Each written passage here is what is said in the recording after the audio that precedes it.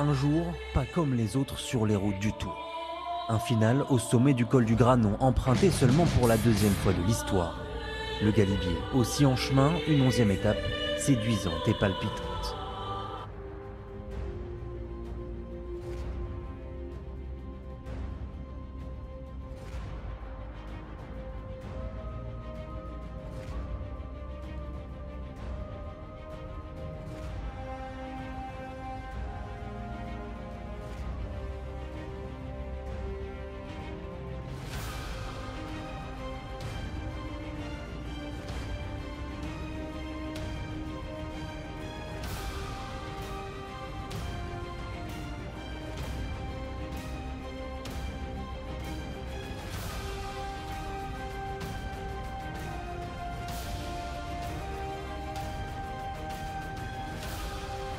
Oh, et ça relance encore avec Tige Benoît. Pourtant, on a mis Christophe Laporte et Wout van Aert. Nathan Van Hooydonk également.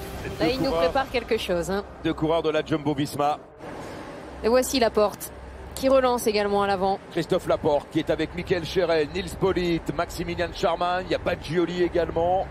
Cataneo, évidemment. Simon Geschke. Pierre Latour. Ion Izagirre. Camille Gradec, Dylan Teuns, Mathieu Van Der Poel. Guillaume Van Kersbulk, Jonas Rutsch, Warren Barguil est là, Tony Galopin, Maciej Bodnar, Pierre Latour et Krits Neylands. 15 secondes d'avance. Pierre Latour n'est plus devant non plus, donc il doit se disputer le sprint avec Simon Geschke. Et on les voit là-bas, c'est Latour qui emmène. Et ça sera pour Latour, 5 points. Pierre Latour, 5 points pour le coureur dromois de la Total Energy. Et Simon Geschke qui passe en deuxième position. 3 points pour lui. 3 points pour le coureur allemand. Et Barguil qui vient chercher les 2 points.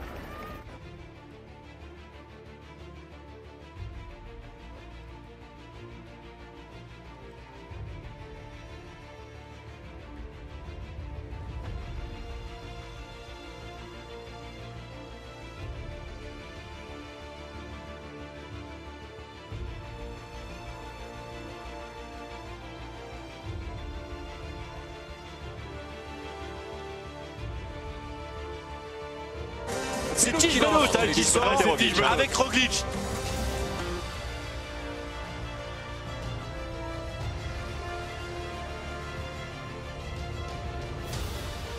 Allez, Vingord, il va. Elle attaque de Jonas Vingord, c'est parti. Jonas Vingord qui attaque, est-ce que Tadej Pogacar va pouvoir répondre? On est à 60 km de l'arrivée. Le troisième du général qui attaque le maillot jaune. C'est peut-être un des tournants de ce Tour de France avec Geraint Thomas pour l'instant qui ne peut pas suivre, tout comme Primož Roglic.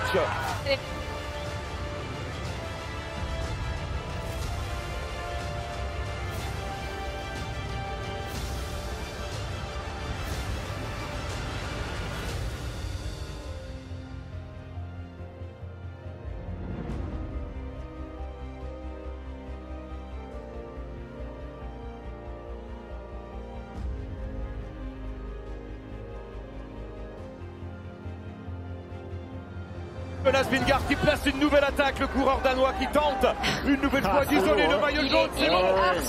Il est harcelé, Pogacar.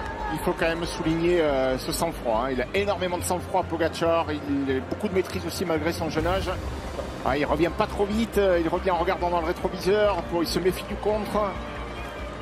Mais on ne l'épargne pas, effectivement. On cherchait à l'isoler depuis le départ de cette étape, c'est fait. Et maintenant, à tour de rôle, il se méfie du contre de Roglic, il l'attend et il est prêt à bondir. Donc il met pas toute son énergie pour revenir sur la première attaque. Allez, c'est reparti avec Roglic. Primož Roglic à son tour, qui se dresse sur les pédales. On n'a pas vu ça depuis tellement longtemps. Un maillot jaune attaqué comme il l'est aujourd'hui. Quelle belle étape. Quelle que soit l'issue de cette étape, bravo à la Jumbo-Visma qui fait tout pour renverser le Tour de France aujourd'hui. Et bravo à Tadej Pogacar qui pour l'instant a réponse à tout.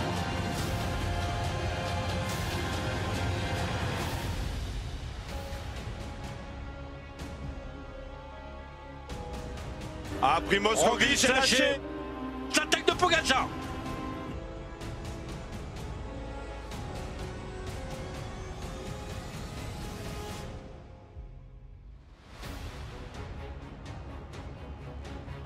Il attaque à l'instant Warren Barguil. Il est bien parti, Barguil. L'attaque de Warren Barguil. Voilà pourquoi. Warren Barguil qui porte son accélération à moins de 7 km du sommet du col du Galibier. Le passage, c'est un moment important dans la carrière de Warren Barguil qui passe en tête au sommet du Galibier. 20 points. Ouais, 20 points, ça en fait 30. Il en a marqué déjà 10 avant le sommet de ce col du Galibier. Donc il est en course pour le maillot blanc, croix rouge de meilleur grimpeur. Mais ce garçon, Simon Geschke, va passer en deuxième position, marquer de son côté 15 points et conforter sa position de leader aujourd'hui avec 43 points. Il reste en tête pour l'instant. Geraint Thomas qui lâche. Geraint Thomas qui cède alors qu'il reste un peu plus d'1,5 km d'ascension pour le groupe maillot jaune. Et on a récupéré Bardet du côté de Pogačar. Et ça veut dire que pour l'instant Romain Bardet est en train de prendre la 3e place au classement général virtuel. Le passage au sommet de Simon Geschke qui passe en 2e position. Et Romain Bardet qui n'est plus dans les roues semble-t-il. Et il n'est plus dans les roues, Romain Bardet. Pas très loin, mais il n'a pas pu suivre le rythme de Pogačar et de Vingegaard. Pierre Latour qui passe en 3e position. Et derrière, on devrait retrouver Wout van Aert, le maillot vert, qui a cédé dans la 2e partie de l'ascension du Galibier. Il est là, Wout van Aert. Il est pointé un peu plus d'1 minute 30. Et qui va prendre son temps au sommet du Galibier. Il sait qu'il a Vingegaard. Il attend Vingegaard, effectivement, parce qu'il y a la longue descente vers Saint-Chaffray, vers Briançon, avant d'entamer l'ascension du col du Granon. Et Bardet qui lâche rien. Il va revenir juste après le sommet, il va revenir dans la descente. Et ce serait bien de revenir dans les routes dès le début de la descente là pour Romain Bardet. Sachant qu'il y aura Van Aert en soutien de Vingegaard. Ce serait bien de profiter de l'aspiration de Van Aert dans la descente pour Romain Bardet pour creuser l'écart avec les poursuivants. Allez, le groupe Roglic, Gaudu, Vlasov. Elle va faire mal cette étape, elle fait mal et elle va laisser des traces vraiment pour la suite. Puis demain c'est aussi dur. J'ose pas imaginer dans quel état ils vont être demain. Regardez ce drapeau comme ils sont tendus tout à l'heure, le vent en principe, il est de face dans la descente. Le passage au sommet du col du Galibier. Et c'était bien vu pour Bardet d'anticiper. Il s'est fait rattraper par Pogačar, il a été distancé un peu, mais l'a su limiter et surtout il va savoir rentrer et bénéficier de la descente pour récupérer un peu. Bardet, on le sait, mais c'est un très bon descendeur.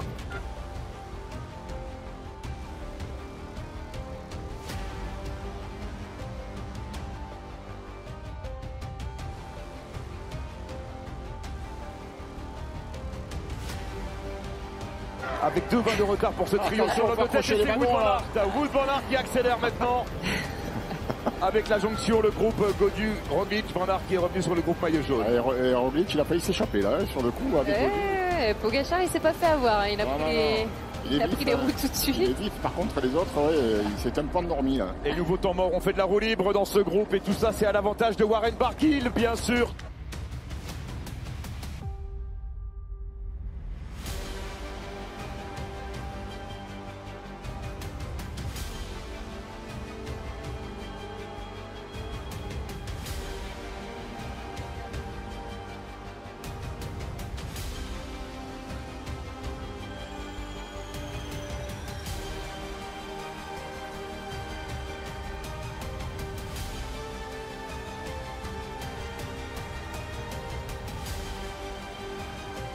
Nairo Quintana qui ce matin était pointé à 2 minutes 13 de Tadej Pogačar, alors que Warren Barguil est en souffrance extrême. Il arrive dans les pentes les plus dures, on est à 10% de moyenne ici. Avec l'attaque de Jonas Vingegaard. Jonas Vingegaard pour la Jumbo-Visma qui attaque. Où est Tadej Pogačar? Il laisse Rafał Majka faire, attention. Attention, le Tour de France est peut-être en train de basculer avec l'attaque de Jonas Vingegaard, mais pour l'instant Rafał Majka amortit l'accélération du coureur danois. Si Vingegaard a les moyens là, il doit... Il a sauté, Pogačar il est plus dans la roue. Il n'est plus dans la roue de Rafał Majka. Il a fond Pogačar. Il est à bloc. Majka qui est obligé d'attendre Pogačar alors que Quintana revient sur Warren Barguil.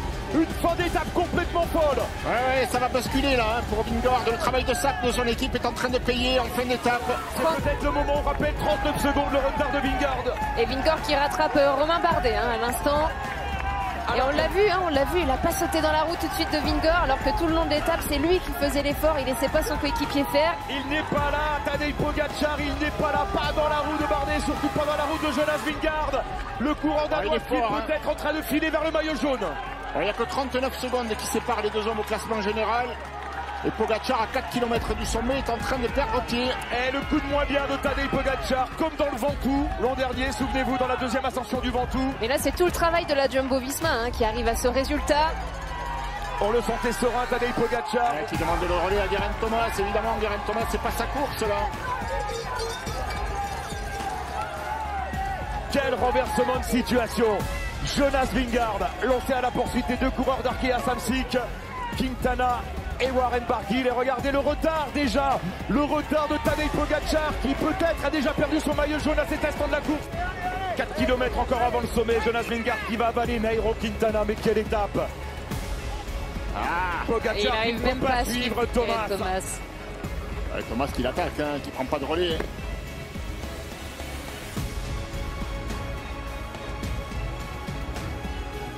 Il est là, David Gaudu, voilà, juste derrière le duo Adam Yates, Tadej Pogacar. David Gaudu qui va rester placé au classement général, qui aura bien limité la casse.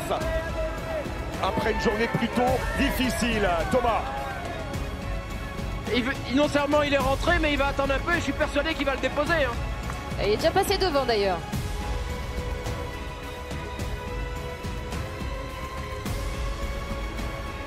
La souris danoise qui va aller remporter sa première étape sur le Tour de France et faire coup double. La Jumbo-Visma a renversé le Tour de France et prend le maillot jaune grâce à Jonas Vingegaard. Bravo à lui, bravo à vous. Vous êtes des héros, vous nous avez régalés.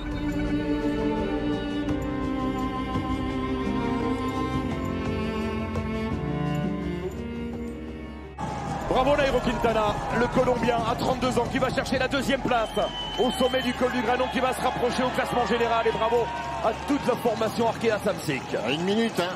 Oh, il a mis des écarts. Une minute. Tout pile. On attend maintenant Romain Bardet avec la question. Est-ce que Romain Bardet va prendre place sur le podium? On va déclencher le chronomètre bien sûr. Romain Bardet, troisième de l'étape, qui passe la ligne à l'instant. On déclenche le chrono. Geraint Thomas qui en termine, 20 secondes que Bardet est passé, 21, 22. Bardet passe devant Geraint Thomas au classement général. Ouais, pour 7 secondes. Pour 7 secondes, alors que David Gaudu est parvenu à distancer Adam Yates. Il s'est bien retrouvé, Gaudu, sur les pentes du Granon. Et ça, c'est rassurant pour les jours à venir, et notamment pour l'étape de demain. L'arrivée de David Gaudu. 4e place. À 2 minutes de Jonas Vingegaard, un petit peu plus. 5e place. 5e place. Les Français 3e et 5e au sommet du Granon. Étape magnifique réalisée par Romain Bardet, David Gaudu et Adam Yates qui limite bien la casse également. Adam Yates qui passe la ligne à son tour à 2 minutes 11. On attend maintenant Tadej Pogacar, 200 mètres encore. Ça va être long. Il va prendre 3 minutes. Hein.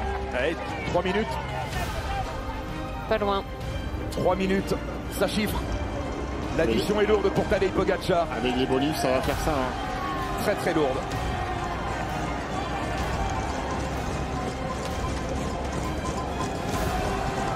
Tadej Pogacar qui abandonne son maillot jaune ici au col du Granon comme Bernard Hinault il y a 36 ans. Mais Pogacar, on le reverra.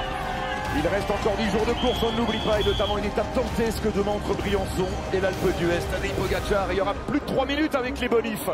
Plus de 3 minutes de retard, il concède. 3-0-2 avec la bonification. 3-0-2 exactement, Laurent. C'est énorme le retard de Tadej Pogacar aujourd'hui.